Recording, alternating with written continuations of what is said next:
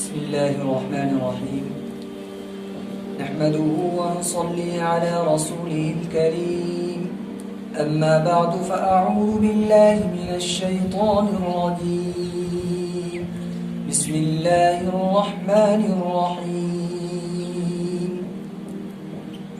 قل هو الله أحد الله الصمد لم يلد ولم يولد ولم يكن له كفوا أحد. میرے محترم دوستو بھائیو، اللہ تبارک و تعالی نے اس سورہ میں، اس چیپٹر میں اپنے ایک ہونے کو بتلایا ہے، اسی طرح اپنے بے نیاز ہونے کو بتلایا ہے کہ اللہ تبارک و تعالی کے ایکول، اللہ تبارک و تعالی کے برابر کوئی نہیں. اس سورہ میں اللہ تبارک و تعالی نے اس چیز کو بتلایا ہے. چنانچہ اس سورت کا سبب نزول یا شان نزول یہ ہے کہ کفار مکہ نے ایک مرتبہ آپ صلی اللہ علیہ وسلم سے پوچھا کہ آپ اپنے رب کا نسب یا اپنے رب کی صفات بیان کیجیے. تو یہ سورہ نازل ہوئی. جبکہ بعض علماء نے فرمایا ہے کہ اللہ کے رسول صلی اللہ علیہ وسلم سے یہودیوں نے پوچھا کہ اللہ تعالیٰ کے صفات بیان کیجیے، اللہ تعالیٰ کی جو صفتیں ہیں، اللہ تعالیٰ کی جو کوالٹیز ہیں وہ بیان کیجیے. تو یہ سورہ نازل ہوئی. تو اس سورت میں کی سب سے پہلی آیت اللہ تبارک و تعالیٰ فرماتے ہیں قل هو اللہ احد، آپ کہہ دیجئے کہ اللہ ایک ہے. Say he is the one and only. یعنی اللہ تبارک و تعالی اپنی ذات میں بھی اکیلا ہے اور اپنی صفات میں بھی اکیلا ہے. اللہ تبارک و تعالی اپنی ذات میں کامل، مکمل، پرفیکٹ اینڈ کمپلیٹ ہے کہ اللہ تبارک و تعالی کے برابر کوئی نہیں، اور اپنی صفات میں بھی وہ کامل ہے، مکمل ہے، اکمل ہے. یعنی اللہ تعالیٰ کا علم محیط اور اللہ تعالیٰ کی قدرت ہر چیز کو محیط ہے. اسی طرح اور بھی جو اللہ تعالیٰ کی صفات ہیں ان تمام میں وہ اللہ تبارک و تعالیٰ اکیلا ہے. تو دیکھیے اللہ تبارک، دنیا میں جو اللہ تعالیٰ کے منکرین ہیں، جو اللہ تعالیٰ کی توحید کا انکار کرتے ہیں، اللہ تعالیٰ کی توحید کے قائل نہیں ہیں، وہ کئی طرح کے ہیں. ان میں تو ایک وہ لوگ ہیں جو اللہ تعالیٰ کی توحید یعنی اللہ تعالیٰ کے وجود ہی کو مانتے نہیں، یعنی وہ کہتے ہیں اللہ تعالیٰ ایگزسٹ نہیں کرتا، اللہ تعالیٰ کا کوئی ایگزسٹنس نہیں ہے، جسے ہم ایتھیسٹ کہتے ہیں یعنی ملحد. تو اللہ تبارک و تعالیٰ نے اس آیت سے فرمایا اللہ احد، اللہ ایک ہے، اللہ کا وجود ہے، اللہ کا ایگزسٹنس ہے، اللہ ایگزسٹ کرتا ہے اور وہ تنہا ہے. دوسرے وہ حضرات ہیں جو اللہ تعالیٰ کے ایگزسٹ کے تو قائل ہیں، اللہ کے وجود کے تو قائل ہیں، لیکن اللہ تعالیٰ کے واجب الوجود ہونے کے قائل نہیں ہیں. تو اللہ تبارک و تعالیٰ فرماتے ہیں کہ وہ ایک ہے اور اسی طرح واجب الوجود ہے، یعنی تنہا ہے اور واجب الوجود یعنی ایور لاسٹنگ ہے. He was and he will be, ہمیشہ تھا اور ہمیشہ رہے گا. یعنی واجب الوجود کا مطلب یہ ہوا کہ وہ ہمیشہ تھا اور ہمیشہ رہے گا. اس میں اللہ تبارک و تعالیٰ تنہا ہے، اس پر کبھی بھی موٹلٹی یعنی فنائیت اور وہ اللہ تبارک و تعالیٰ پیریشیبل نہیں ہے، فنا ہونے والا نہیں ہے، بلکہ وہ ایٹرنل ہے. اللہ تبارک و تعالیٰ ابدی ہے، ہمیشہ ہمیشہ کے لیے ہے اور ہمیشہ سے تھا. جبکہ تیسرا گروہ وہ ہے جو اللہ تعالیٰ کی جس طرح وجود کا قائل ہے، اسی طرح اللہ تعالیٰ کے واجب الوجود ہونے کا قائل ہے، لیکن وہ اللہ تعالیٰ کی عبادت کا انکار کرتے ہیں. تو اس سے اللہ تبارک و تعالیٰ اس آیت سے ان لوگوں کا بھی جواب دیتے ہیں کہ جس طرح اللہ تعالیٰ ایک ہے، واجب الوجود ہے، اسی طرح اللہ تبارک تو جو واجب الوجود ہے اور ایک ہے وہی عبادت کے بھی لائق. تو اللہ تبارک و تعالیٰ نے اس آیت میں ان تین گروہوں کا رد کیا ہے، ان تین گروپس کا. جو اللہ تعالیٰ کا انکار کرتے ہیں، یعنی اللہ تعالیٰ کا وجود ہی نہیں مانتے ہیں، جو لوگ اللہ تعالیٰ کا وجود مانتے ہیں لیکن واجب الوجود نہیں مانتے، یعنی وہ ایور لاسٹنگ یعنی ہمیشہ سے تھا ہمیشہ رہے گا، اس کو نہیں مانتے، اس کا بھی اللہ تبارک و تعالیٰ نے جواب دیا۔ اسی طرح جو لوگ اللہ تعالیٰ کی عبادت کے قائل نہیں ہیں، اللہ تعالیٰ کی پرستش کے قائل نہیں ہیں، اللہ تبارک و تعالیٰ نے ان کا بھی جواب دیا۔ آگے اللہ الصمد، اللہ تعالیٰ بے نیاز ہے۔ تو اس آیت میں اللہ تبارک و تعالیٰ نے ان لوگوں کا جواب دیا ہے جو اللہ تعالیٰ کی عبادت کے بھی قائل ہیں، یعنی تین فرقے جو ان میں وہ لوگ جس اللہ تعالیٰ کو بھی مانتے ہیں، چوتھا فرقہ اللہ تعالیٰ کو بھی مانتا ہے، اسی طرح اللہ کے واجب الوجود ہونے کو بھی مانتا ہے، اسی طرح اللہ تعالیٰ کی عبادت کا بھی لائق ہے، لیکن وہ کارساز اللہ کے علاوہ کسی اور کو سمجھتا ہے۔ تو اللہ تبارک و تعالیٰ ان کا جواب دے رہے ہیں کہ اللہ الصمد، اللہ تعالیٰ بے نیاز بھی ہے۔ تو اس آیت ان لوگوں کا بھی رد ہو گیا جو اللہ تعالیٰ کو اللہ تعالیٰ سے نہیں مانگتے بلکہ کسی اور کو کارساز سمجھتے، کسی اور سے مانگتے ہیں۔ تو اللہ تبارک و تعالیٰ نے ان لوگوں کا جواب دیا۔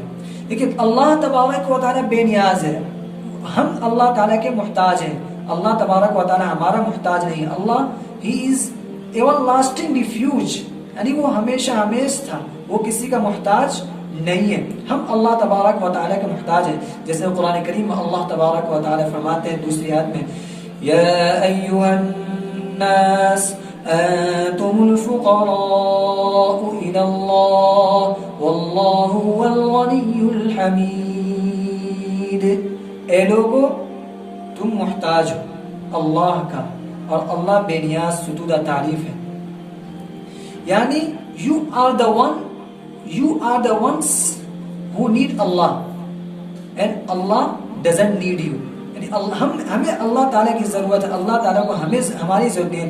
اللہ تعالیٰ آلموسٹ اللہ تعالیٰ کی 18,000 مخلوق ہے، 18,000 کریشن ہے، ان تمام میں ہم بھی ہیں۔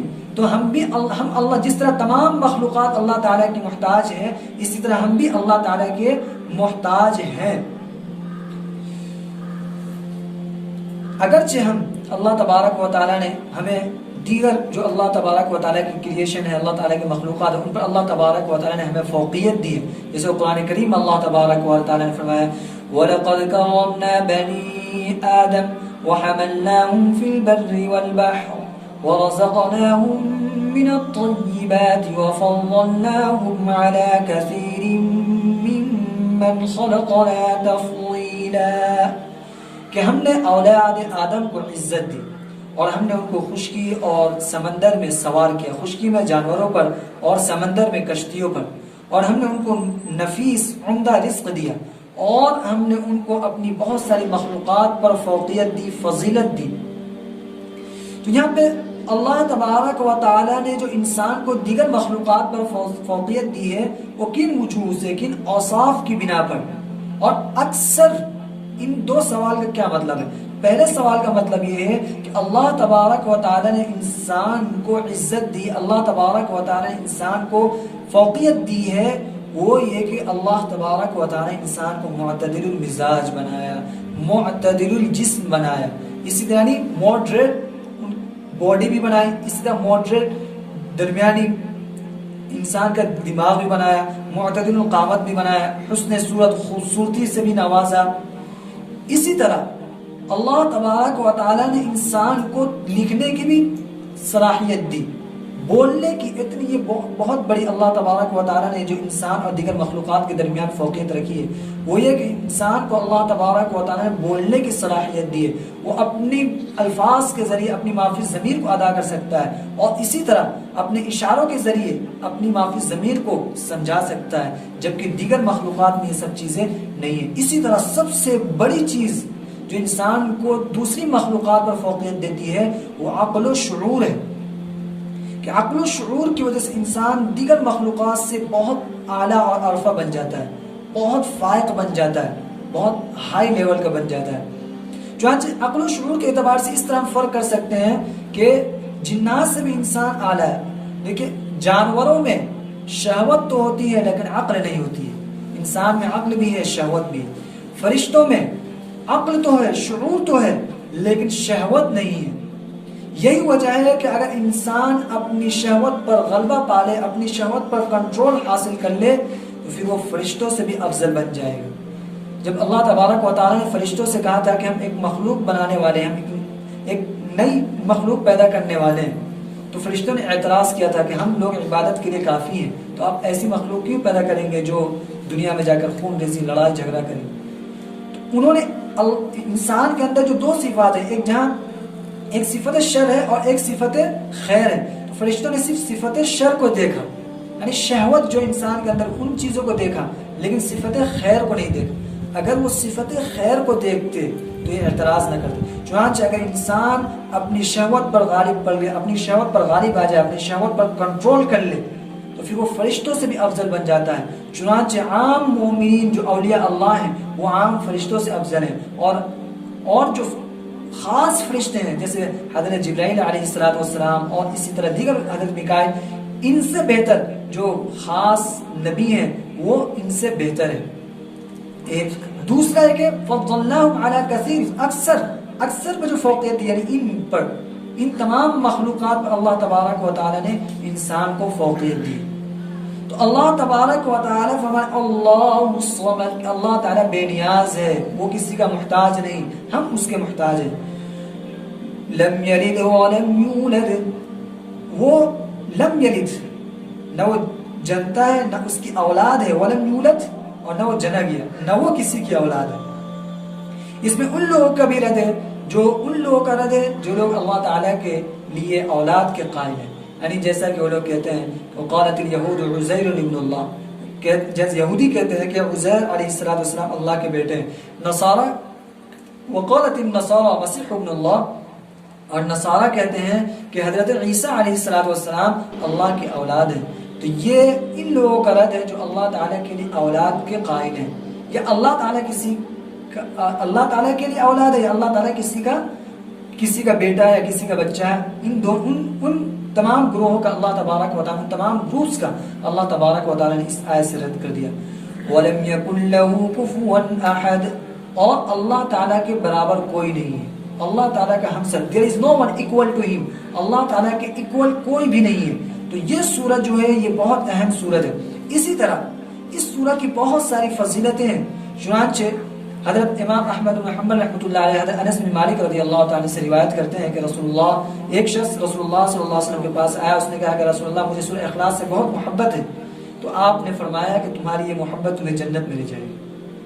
اور ایک مرتبہ نبی کریم صلی اللہ علیہ وسلم نے صحابہ سے فرمایا کہ جمع ہو جاؤ، میں تم کو ایک سورت سنانے والا ہوں جو 1/3 قرآن کے برابر ہے۔ تو جو جمع ہو سکتے تھے وہ جمع ہوئے، تو اللہ کے رسول صلی اللہ علیہ وسلم نے یہ سورہ تلاوت فرمایا، قل هو اللہ احد۔ تو اگر کوئی شخص 3 مرتبہ سورہ اخلاص پڑھتا ہے تو پورا قرآن اس کو پڑھنے کا ثواب ملے گا، ایک مکمل قرآن پڑھنے کا اس کو ثواب ملے گا۔ تو دعا ہے کہ اللہ تبارک و تعالی ہمیں سورہ اخلاص پابندی سے پڑھنے کی توفیق عطا فرمائے، آمین۔ وآخر دعوانا ان الحمد للہ رب العالمین۔